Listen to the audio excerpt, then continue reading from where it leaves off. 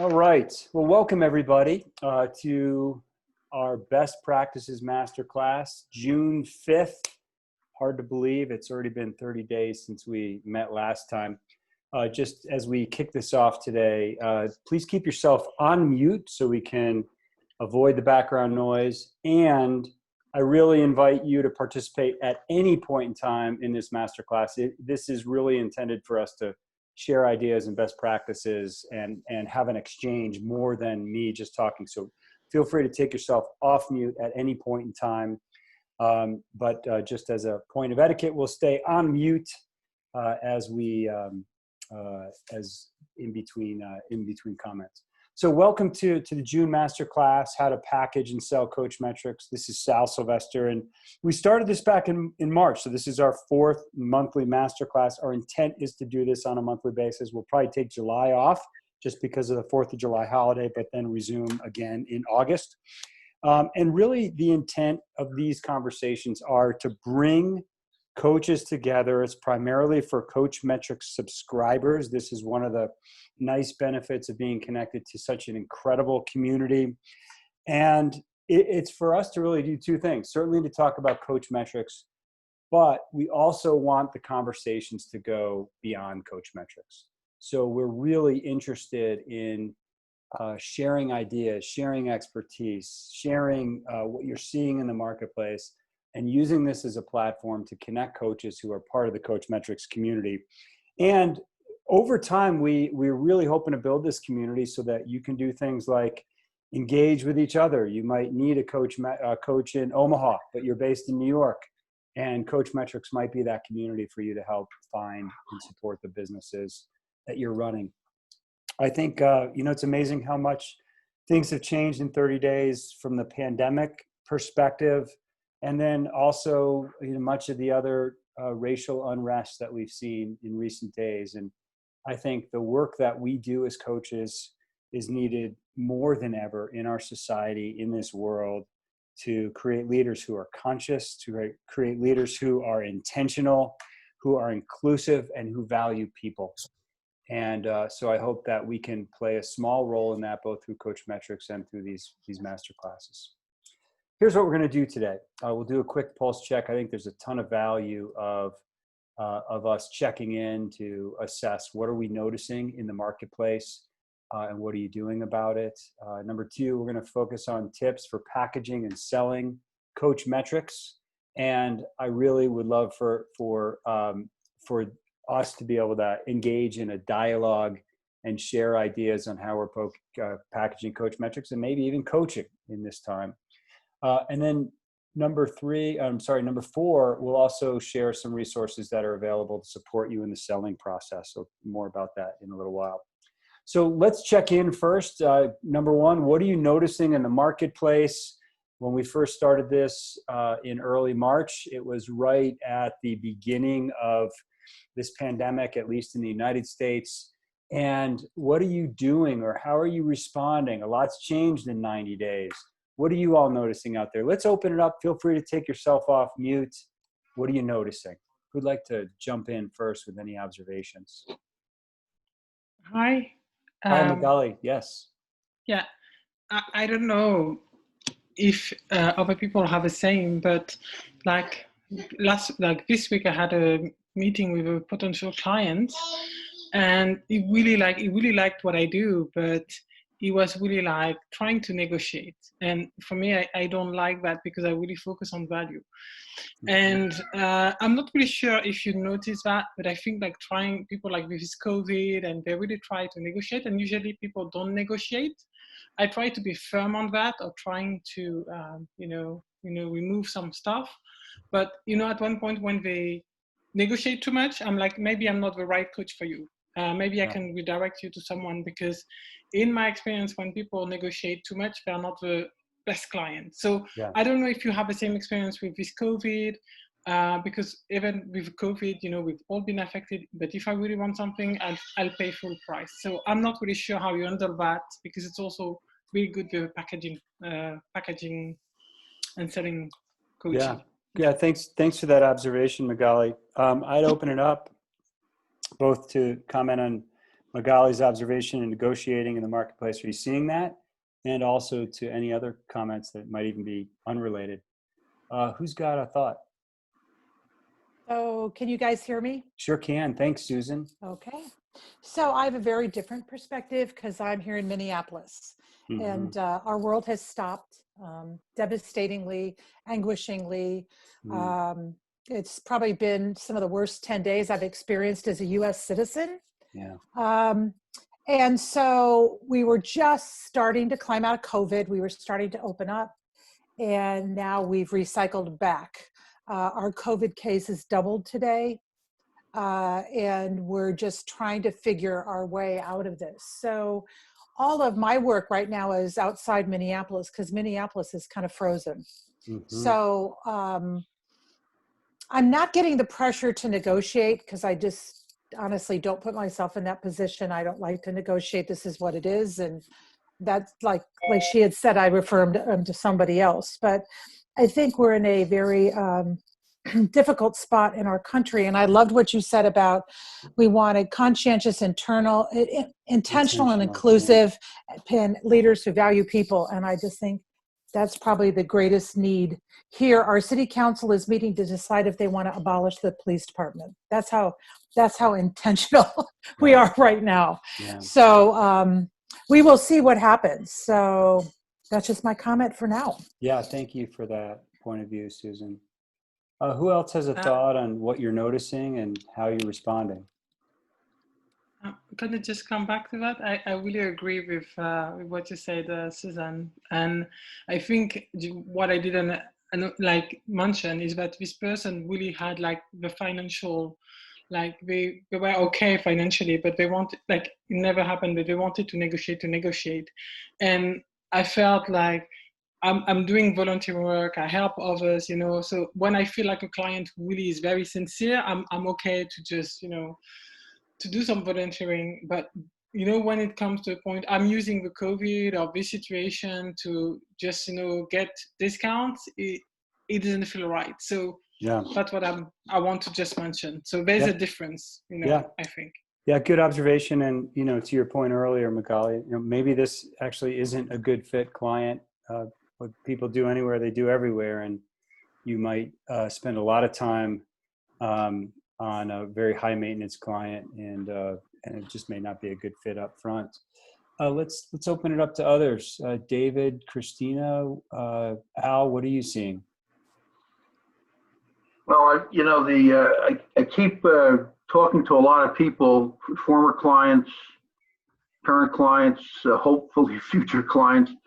And people really aren't sure what to do right now. I think we're still caught up, right, in the middle of the pandemic. And I haven't heard, new strategies. I've tried to talk to people because in addition to being a leadership coach, I'm a strategy implementation coach too. So I've been sending emails out to people to say, hey, when you're ready to talk about what you're going to do post pandemic, talk to me. I can help you in terms of determining and implementing new strategies. And I haven't heard back from many people. I think they're still caught up in the the difficulties of operating in this environment right now. Mm-hmm. So that's what I'm hoping anyway. Yeah. But I think as all of us are consultants and coaches, I think there's a lot of opportunity over the next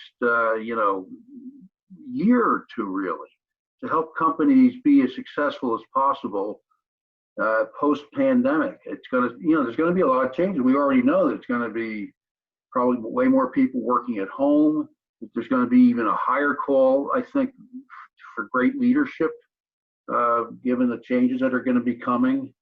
Some companies are going to have to, change their mission and vision, figure out new ways to serve customers and their community. So I think there's going to be some big changes that are going to occur. Mm-hmm. And if you disagree with me, let me know. But that's just kind of what I see in the future, based on some of the conversations I've had mostly with other consultants, by the way. Yeah. Thanks, Al. Yeah, I think I do think that we will see things accelerated in terms of what the future work might look like. And Yeah. I saw some data this morning from the World Economic Forum, and more people are comfortable working from home than ever, and are expecting some version of either remote or hybrid working conditions in the future. So yeah, leaders, things will change inevitably, and leaders are going to have to be more agile, more adept at responding to those changes and creating a new vision around those changes. Let's open it up. Maybe one other comment. Anyone else have thoughts or observations about what's happening in your marketplace or where you operate? This is Christina. I am currently relaunching, so I don't have any clients to speak of yet. I can tell you in the marketplace, I was just at a chamber meeting yesterday, the first one in 3 months, where we are all actually in the same room. And it was great to be together. People were very frustrated with the distancing practices. You know, it's a chamber, so they were very frustrated about the importance of the pandemic over business. You know, a lot of people are complaining that the damage of business going under is worse than the damage of health. So there was a lot of ruffled feathers and a lot of angst. And so as a coach, I sat there and I thought, this is what's going to be happening inside companies as well. People were mad that some weren't wearing masks. Others were feeling pressured to wear masks. It was just very interesting. And so all those mixed feelings, I think, are what is on the precipice for what we're going to be facing and dealing with. Yeah. Thank you, Christina.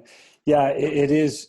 I have seen the same in terms of people have very different points of view, both in terms of the safety precautions that they're taking, but also this tension between reopening our economy and community safety.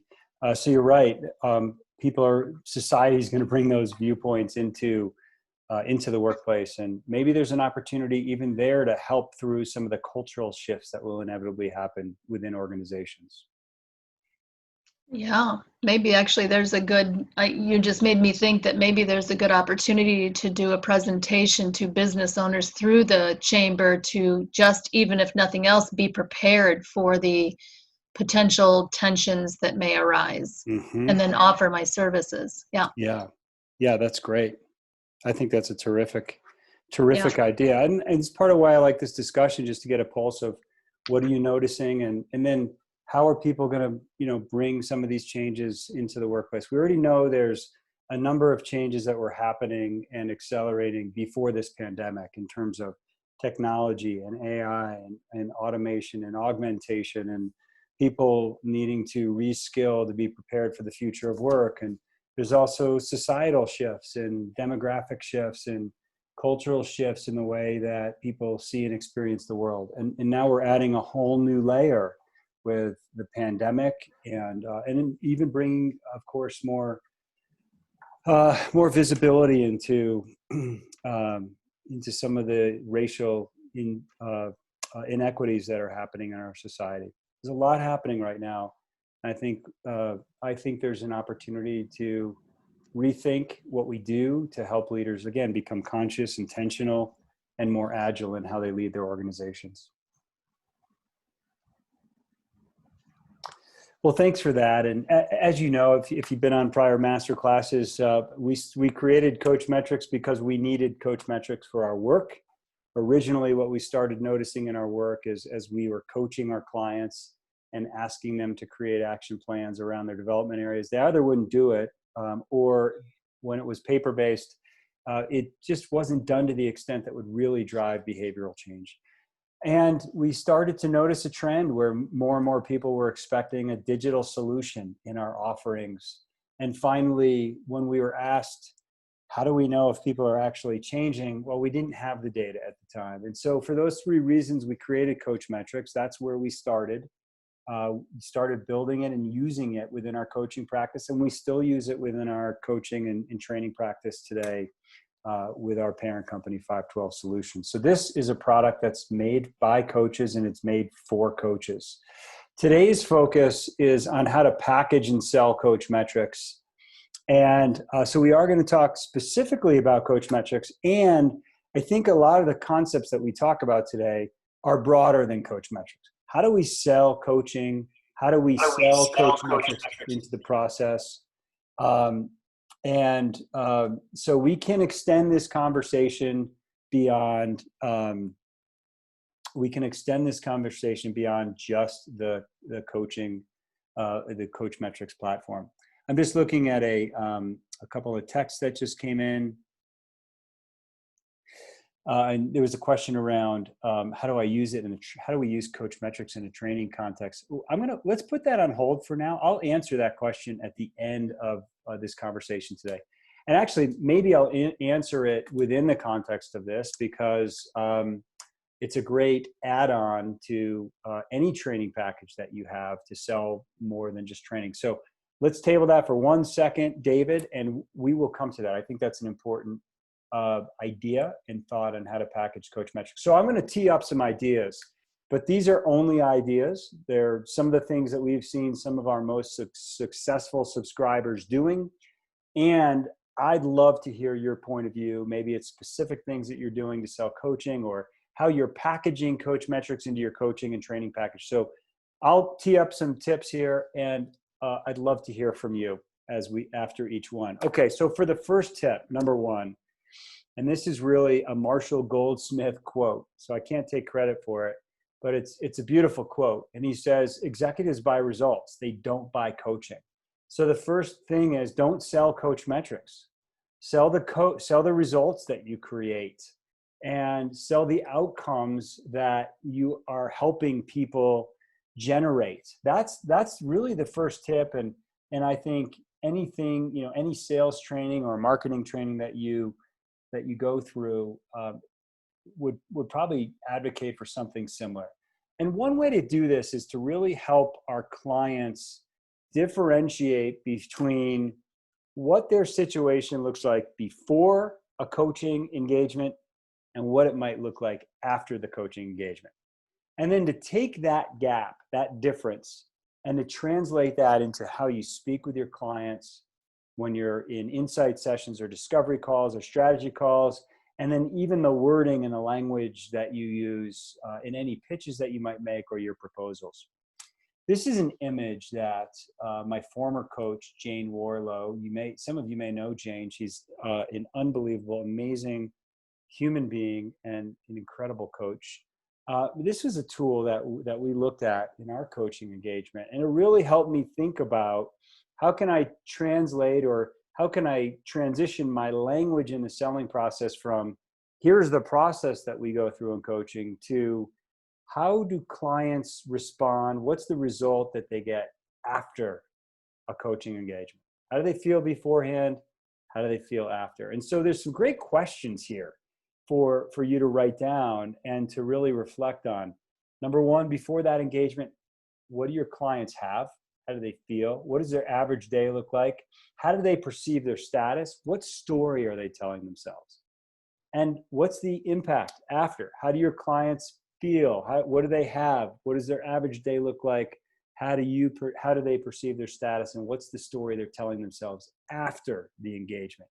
And so as coaches, our process, Coachmetrix, the work that we individually and collectively do, we are right there in the middle, navigating that transformation between the before and the after. So that's the first tip, which is number 1, don't sell coaching, sell results, sell the outcomes. I'd love to open it up for some discussion. I think this is an important tip. What are some ways in which you are selling outcomes and results instead of the process of coaching?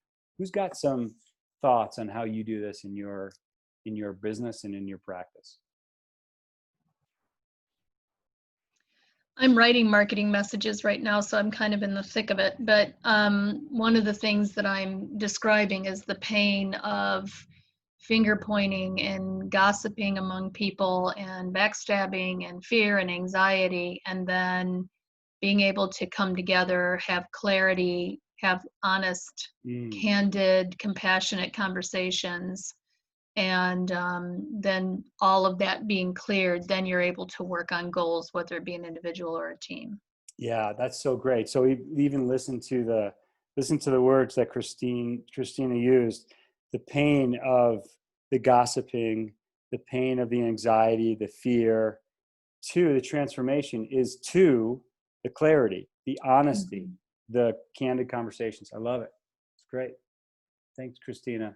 What's your intention? How do you intend to integrate those messages? Where would you put them? How would you use them? Right now I'm working on to send an email out to all of my list.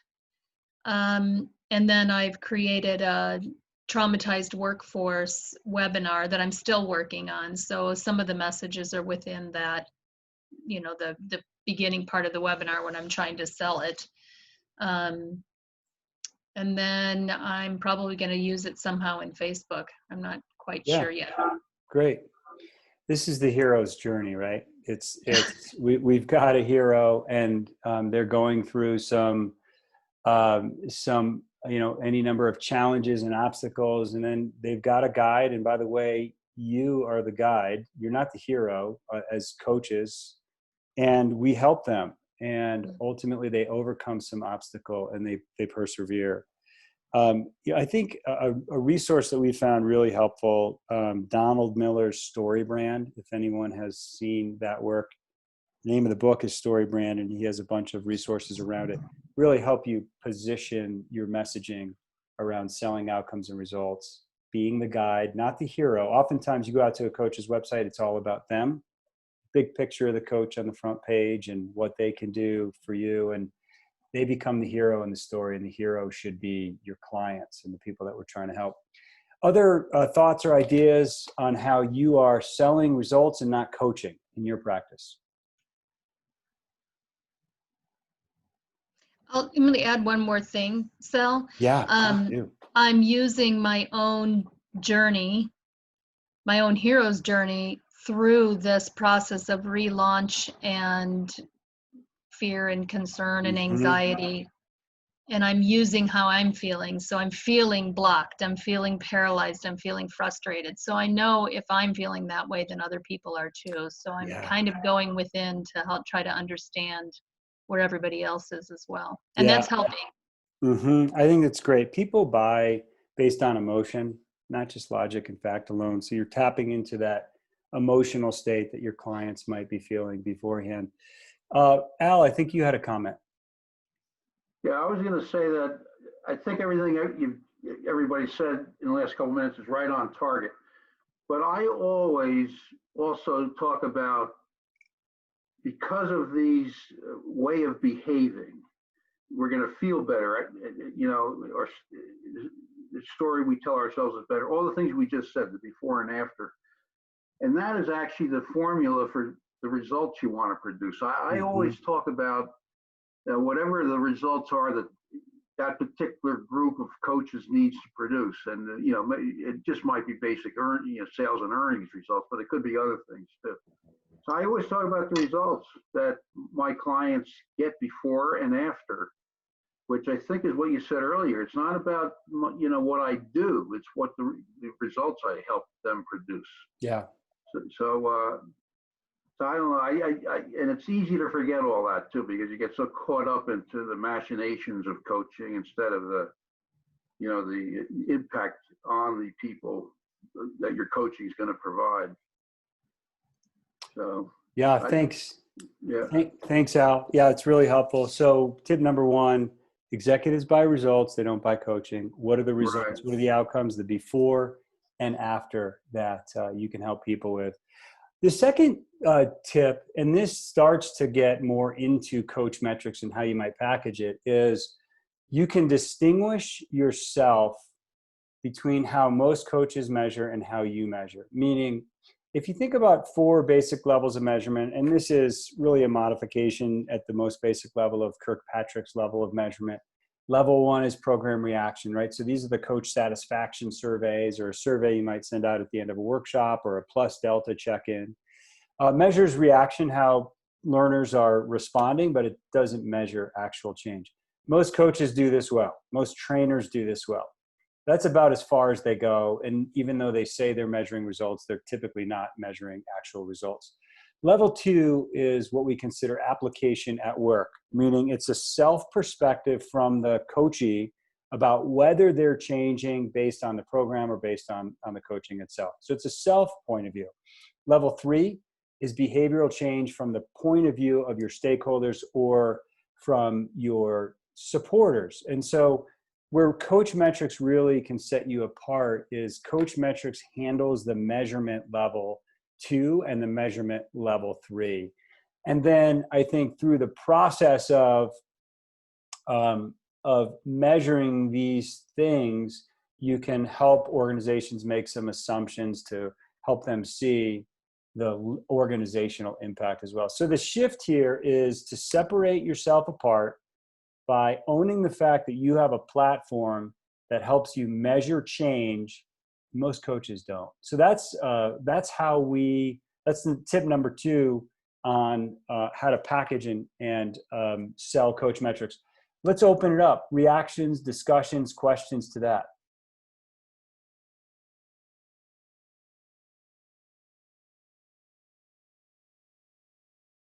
By the way, inside our proposals, we put a chart like this in the proposal. This is our measurement methodology. Most coaches don't have a measurement methodology. Is anyone else sort of packaging the idea of a measurement methodology within either your proposals or your selling process? Looks like Susan unmuted. Susan, Yeah, I did. Just a quick comment. I think that our leverage comes really in level 3. And that's why your tool is so exceptional in helping people realize where that change's coming from, not just their ratings, but their comments and the ability to do the feed forward. Another thing that I stress on level 3, and it just happened last week with the client, he's been doing this a couple years and his scores get better. But one of his subordinates walked into him and he said, you know, when you started this, I thought, oh, this will last one round because you're going to get lambasted and all this kind of stuff. And he said, the fact that you've stuck with it over these 2 years has made you so much more credible as a leader. We really believe in what you say you're going to do now because you stuck with this, which is an interesting insight that I try to talk to level 3 as much as possible. And then I ask the clients about level 4. I've gotten some really good level 4 data, whether they're developing a specific product or trying to change something using their enhanced leadership capability to produce a better outcome and seeing if they can identify what that outcome might be. So I ask the question anyway, and you never know, right? Sometimes they can tie it right in. Yeah, without a doubt. And we have a template we can share with people to help clients make the leap from level 3 to level 4. And it's a simple ROI template, which is what were the things that you were focused on in the coaching? That's your action plan. What changes did you make? That's been measured by the pulse feedback. How has that impacted the business? There's always assumptions that you have to make. And then what percentage of that change is due to the coaching versus maybe other initiatives or things that are happening in the organization? And so it's not that big of a leap to go from level 3 to level 4 where you start to measure organizational impact or ROI. Susan, I think you hit a really good point in that part of the methodology behind Coachmetrix is to help leaders change behavior and perception. And when people are in a coaching engagement and they're continually being measured and other people see that they're continually being measured, they actually believe that that leader is changing. Without the follow-up, it's very rare that people change their perceptions on whether a leader is changing or not, even if they've been through some kind of coaching or leadership development program.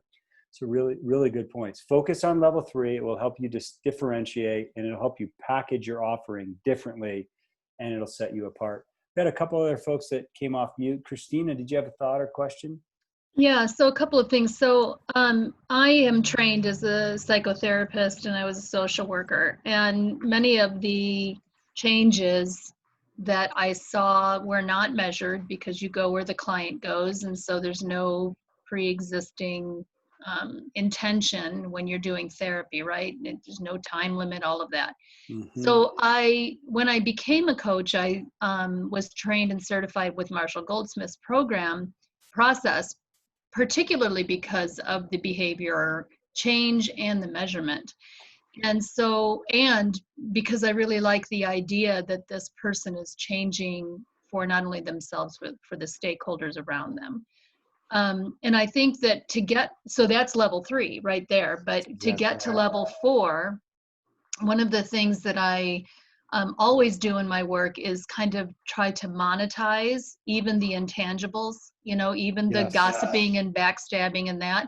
What is it costing you in terms of dollars across your organization in lost time, lost efficiency, lost productivity? And then you're able to circle back and say, you said it was costing us millions of dollars and this has changed. This is where you're seeing this in your, in your bottom line.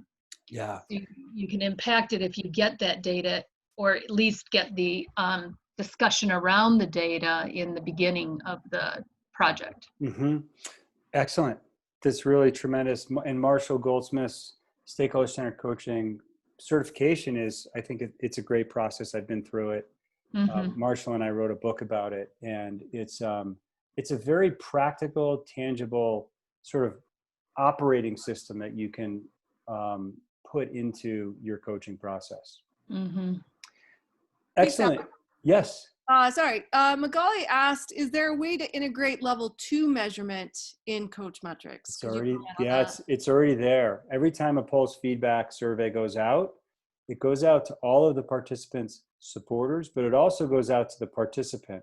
And so that data is captured underneath the pulse feedback link, so that you can see how the participant is self-assessing compared to how their supporters are assessing themselves.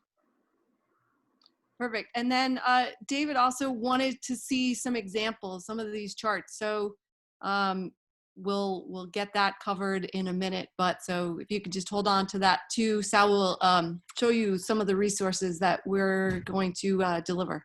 Yeah, awesome. All right, let's go to tip number 3. So some words. What are some words that you can use to intentionally package and sell Coachmetrix? And these are some words that we have collected over time that we've heard other coaches use to package and sell Coachmetrix. Data-driven approach. Remember, keep in mind, the context is executives who buy results, not coaching. So data-driven approach. Prove your coaching impact. We prove change. Stakeholder approach, as Christina just alluded to. But part of that approach is that it involves others. So you may only be coaching one leader, but we start impacting a whole multiple of people because they're involved in that leader's process. They're involved in that leader's development. In Coachmetrix, we call them supporters. And so now all of a sudden there's this multiplier effect of one coaching engagement. One-stop coaching hub. I love this. We heard this from Tammy Krings, who's on our advisory board. And a central repository for everything coaching related, so that your participants don't have to go to 5 different places, Word documents, Google Drive, wherever to get their coaching information. It's all inside of that one-stop coaching hub, Coachmetrix. So these are some words that we found people using to sell and package Coachmetrix. What are some words you're using in your selling process around Coachmetrix? Who's got maybe some other examples or even some case studies in how this has worked?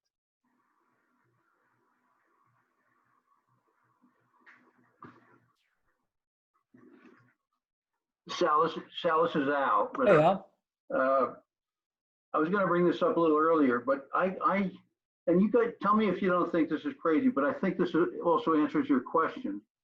I almost never talk about what I do in leadership coaching without mentioning the word relationship, that it's the critical factor for leaders, and it's usually the one that's missing the most, the quality that's missing the most.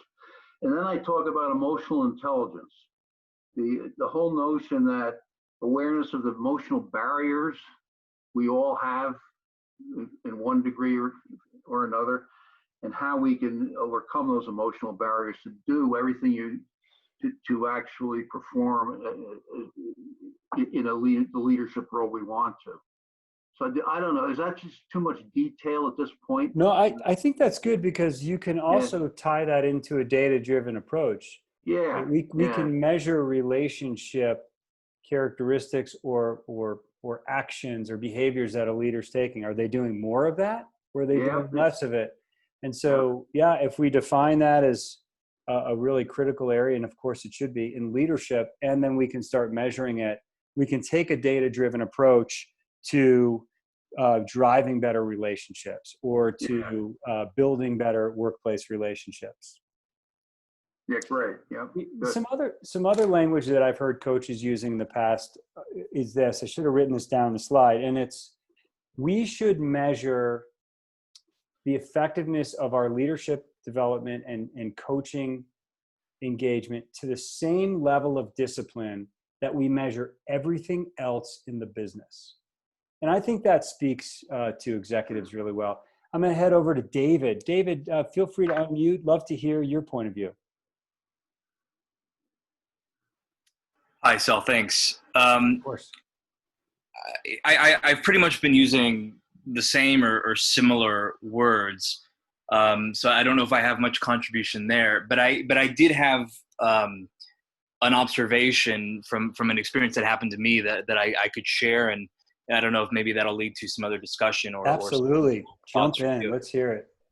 So I started using Coachmetrix last year, kind of at the halfway point or a little past the halfway point, with a coaching engagement. And so I was doing it to kind of try it out, and it was really great, except it did add a little bit of confusion to the process because we were changing things up. And now I've started coaching 2 new people that have been using Coachmetrix from the start, and it's been a lot smoother. So if that helps anybody, just if you're trying to get people onto Coachmetrix, are there any best practices that you have if you've already started an engagement, and how you can get people on if it's not right at the start? Yeah, it's a good question. It's a really good question. Maybe I'll just take a stab at it here. And it's we assumptively use Coachmetrix. So there are some coaches that go out and pitch Coachmetrix and sort of seek their clients' approval to use Coachmetrix. We don't do any of that. In fact, we don't even give our coachees a demo of Coachmetrix. We just assumptively say, this is how we coach, and this is part of the process. And I'd say 99 out of 100 coachees don't even blink at that. So it is way easier to start when you're assumptively doing it at the beginning of an engagement versus trying to get somebody on board. Having said that, I think if you're trying to get people on board, I think I would start with the big picture. And we have an infographic. I'll show it to you right now, but we found this infographic to be quite helpful in just helping people understand what is Coachmetrix, like without even showing them Coachmetrix. How does the process work? We start with some kind of assessment. We reflect on that assessment. We create that action plan. We go through a calibration process to make sure we're working on the right things. You might remember, if you've been through some of Marshall's work, we don't want to get to the end of a coaching engagement and say, great, David improved in all these areas, but he focused on the wrong things. So we want to calibrate that action plan between the manager, the coach, and the coachee. And then we begin the ongoing measurement process. So this infographic will be available to you on the resource page that we're going to show you in just a few minutes. So one is just give people the big picture. Number 2 is give them a demo. I do think in the case that you're talking about, it would be helpful for people to see the system, play around with the system, and try to understand it. I'd say those are probably the two biggest best practices. Also point them to the knowledge base, which has quite a few resources for some folks that are more inclined to do self-help. Robin, is there anything else that you would add from our point of view to help coaches onboard a coachee, after a coaching engagement's already started? I think, you still have to go through the same onboarding. It's just a lot more aggressive. So I would walk through the same steps as quickly as you can get it integrated within your process. So make sure that all your communications are happening via Coachmetrix. You could share the same welcome kit whereas that has all of the resources available to them. Mhm. So it's just condensed, but unfortunately, I think the steps are just the same. Yeah, thanks, Robin. I forgot about some of those things like the welcome kit. Has anyone else been through this? Susan, have you been through an engagement where you started Coachmetrix halfway in on an engagement?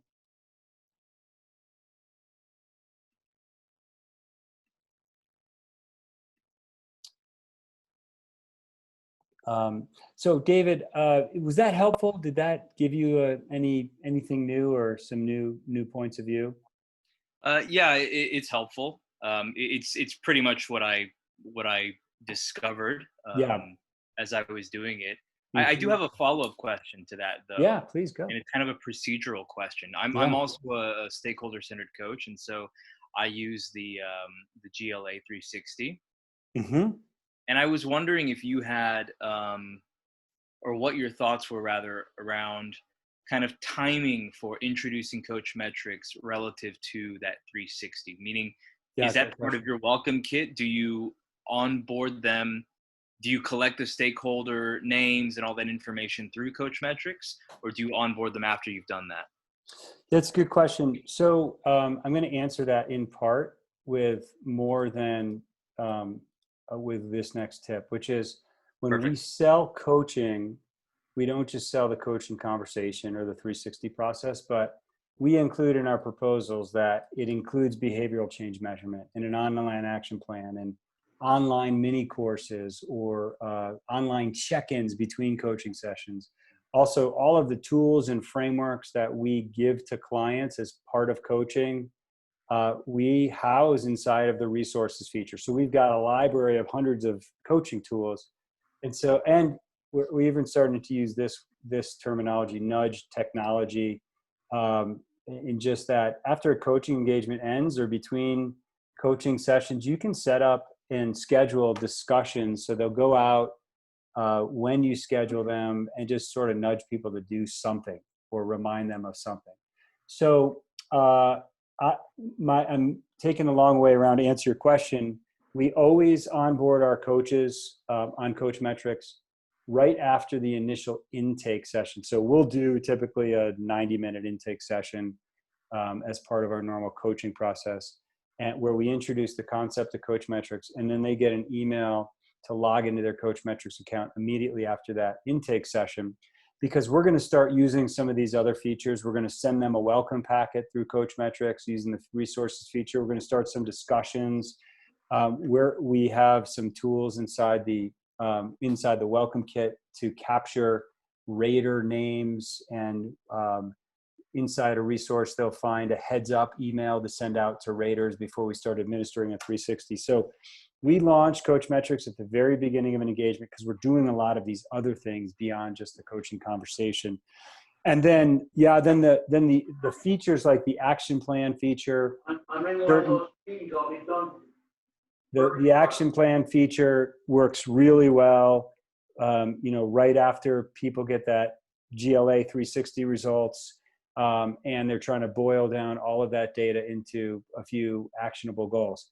And so then that's when we introduce the action plan feature. And then of course the measurement process comes after that. So we introduce Coachmetrix right at the beginning of an engagement because we're doing all of these other things with it. And we do use Coachmetrix to help gather the rater information and other supporting things like the heads up email. Hey, David, Sal, I'm sorry. For some reason you couldn't hear me, but I was talking away. No problem.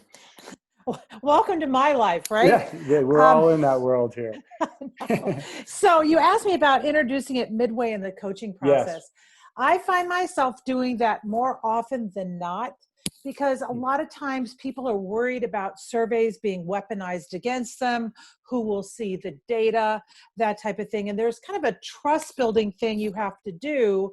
And then once you get it through one member of a team, my experience has been that every member of the team wants it, right? So it's like a cold in a kindergarten classroom. One person, oh, that really worked. Can I have the same thing? But it takes a while, in my practice at least, to make sure that everybody's kind of on board with using data, because a lot of people at this senior level of their career have had these kind of processes weaponized and used against them.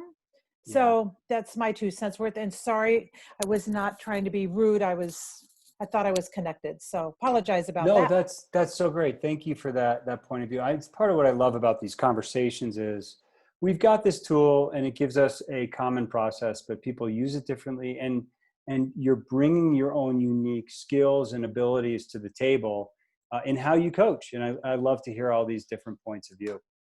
I'll share one final tip. And well, maybe a couple more tips here. We embed the idea of measurement into our brand promise to our clients. We very explicitly say to our clients, we believe that you deserve to know your return on investment. And so that could be another idea. This is part of how we want to stand out with our clients. We believe our clients should know the results that they're getting as a result of working with us. And so this becomes part of our brand promise. And then finally, we've got some resources that can help in packaging and selling Coachmetrix. What I will say is these are work in process, and we're hoping to add more resources and sort of upgrade the level of resources over time. But that how Coachmetrix works infographic, that's available to you. It's a PDF. There's a Coachmetrix explainer video that's on our current Coachmetrix marketing website, but you could certainly take that video and either download it or link out to, I think it's on YouTube, and put it in on your pitch deck or inside your marketing materials. We have a pitch deck that you can use and kind of steal and copy and paste or build your own. We have a proposal template. This does need a little bit of work, but at least you can see some of the language that we've used in the past. We have a demo script. And so if you do need to give your executive sponsors a demo, this might help you think about the flow that you would put through that. There's a couple logos that are on this resources page as well. An authorized partner logo, which if you're a subscriber, you're allowed to use. And then there's also the regular Coachmetrix logo. And then we've got some supporter enrollment communications. So it's easy to say to a participant, go enroll your supporters verbally before you add them into Coachmetrix. And we've got some communications to help you with that. There's a definition of Coachmetrix terms, and then a Coachmetrix project checklist that Robin put together. So we do have this site built. It's going to be a very simple landing page to start with, and over time we're hoping to really build this out and make it more interactive and also add more resources. So we'll be sending a link out to this resources page at some point, probably mid next week. We originally intended to do this, and I apologize for folks that have been on these prior master classes. We intended to do this earlier in the year, and then we went down this rabbit hole of trying to find some additional features to allow coaches to connect with each other. And we decided phase 1 is just going to be getting these resources available and out to you. Phase 2, we'll start thinking about how we can make that page more interactive. So let me pause there. Any questions on either building Coachmetrix into your brand promise or these resources that are available to you as a Coachmetrix subscriber?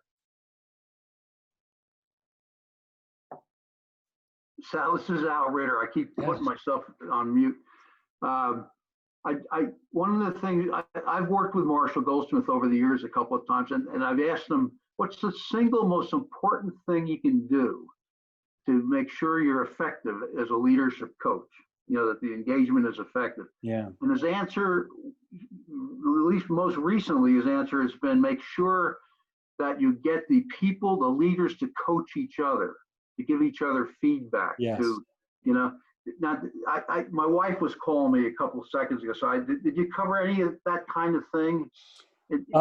No, we didn't. Yeah, I think that's the peer coaching is excellent. And we do a lot of calibration coaching as well, but getting people to give each other feedback and coach each other is highly effective. And they see each other more often in the workplace than we see them, certainly. Yeah. So Yeah. that's, he talks about that quite a bit, about how important that is in the work he does, Yep. Yeah. Yeah. Thanks, Al. Let's go over to Christina. I think you had a comment. Yeah, I actually have a question for everybody. Because I haven't used the tool yet with a client, I'm curious, when you are pricing out your coaching packages, do you increase your coaching with Coachmetrix? Do you increase your prices with Coachmetrix? Can anybody speak to anything around that? So pricing, how does Coachmetrix impact your pricing? Anyone have any thoughts? And I'll share my thoughts after as well.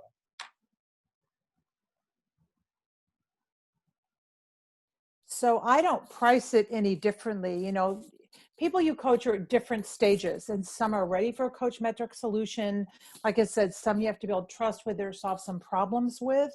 But Sal has this price so reasonably, right, that it attracts business to me without even trying, because it gives that type of solution. So I don't really differentiate pricing based on it. Some my clients love it and want to use it, and others just aren't ready for it yet. But I try to take them there. They just might not be ready at this time. Mm-hmm. Yeah, thanks, Susan. That's really Thank you. helpful. Any other comments? And I'll make a comment too about pricing. Does anyone else have any other thoughts about how you package, how you price Coachmetrix into your engagements?